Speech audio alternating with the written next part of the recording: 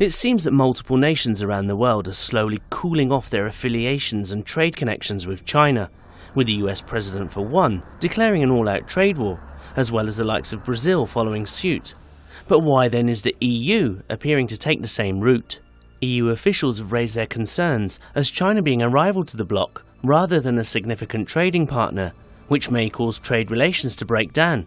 However, unlike Donald Trump, the notion of a full decoupling could be a long way off. But is the EU rhetoric truly designed to send a message to Beijing that it's seeking to compete with China on a global scale? Or is the language potentially aimed at appeasing the likes of Donald Trump and potential deals with the US, hence reflecting the language of the United States? However, one has to ask, can the EU actually afford to risk offending China when it comes to trade deals?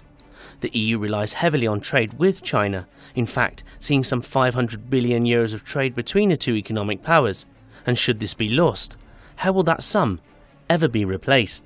The US, for its part, is likely to be deep down, quietly content at Europe addressing this issue and showing that it's aligned to the US in adding competition to Chinese trade, with the US Secretary of State Mike Pompeo attempting to play the diplomat by stating that the US are not forcing the EU into this. However, as mentioned, deep down, there's clear coercion taking place.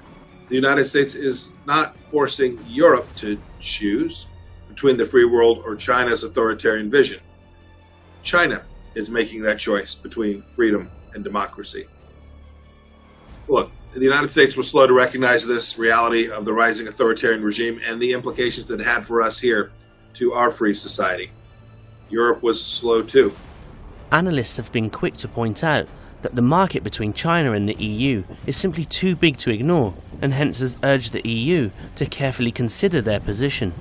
EU-China summit, which was held under very unusual conditions.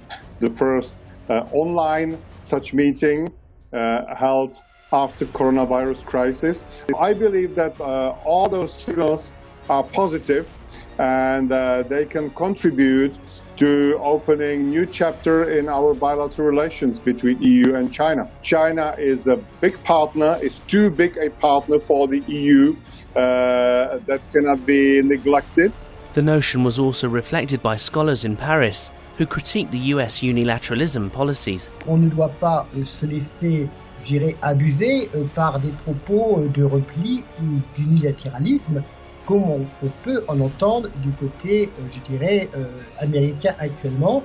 L'avenir n'est pas du tout de suivre ce type de politique qui vont amener une sorte de désastre, pas uniquement diplomatique, mais également économique, financier, sanitaire. Il faut vraiment coopérer entre l'Union européenne et la Chine, parce que nous devons donner une réponse claire et efficace avec nos partenaires, mais également au monde entier qui attend de la part des deux intervenants une coopération réellement efficace qui va apporter à l'ensemble des pays une vision beaucoup plus multilarisme, mais aussi une vision qui soit une vision de paix.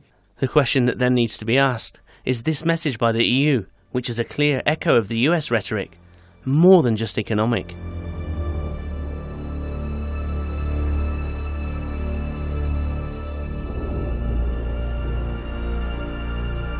There's no doubt that within the corridors of Capitol Hill, the ongoing protests in Hong Kong would have brought a smile to the faces of the anti-Chinese hawks that have led Donald Trump down the route of seeking to decouple the US from China. However, it seems the support for the protests in Hong Kong are losing their ground at the heart of the matter, as the upcoming national security legislation is on the verge of taking place on the Chinese island.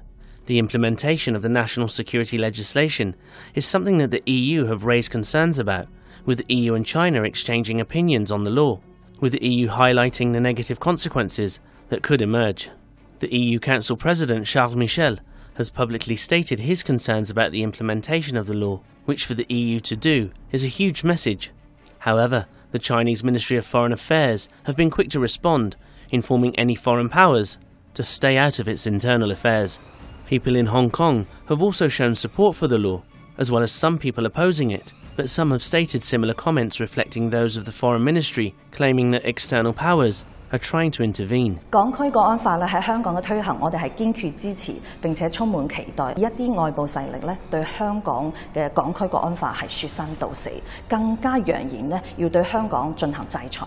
我覺得咧呢啲係赤裸裸嘅干預中國內政，並且咧係盡顯到佢哋虛偽嘅雙重標準。我相信呢啲圖謀咧不會得逞。This has been repeated on a diplomatic level, with the Chinese ambassador to the UK, Liu Xiaoming, also reiterating the notion that sovereign states have the right to implement and control their own laws. As in all countries, safeguarding national security is the primary responsibility of the central government, and it falls within the power of the central government. In China, it is the same. Therefore, it is within the power of National People's Congress to plug the loophole that compromises national security in Hong Kong through legislation in accordance with the Constitution and basic law. This is entirely reasonable and lawful. This is something that must be done.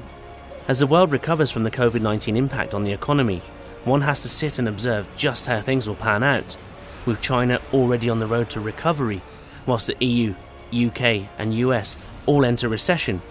Could trade with China be the only way out, as attempts to divert the focus onto Chinese internal affairs in Hong Kong fail to hide the real problem facing countries in the West?